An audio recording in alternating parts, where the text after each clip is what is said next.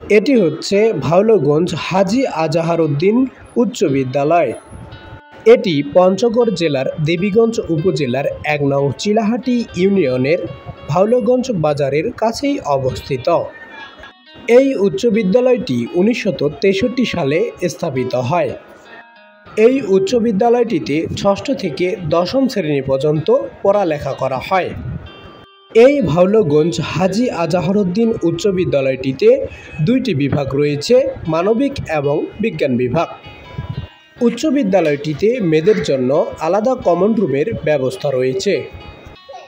বর্তমানে ভাওলগঞ্জ হাজী আজাহারউদ্দিন উচ্চ বিদ্যালয়টির একটি মসজিদ স্থাপন করা হচ্ছে। উচ্চ বিদ্যালয়টির একটি বড় খেলার মাঠ রয়েছে।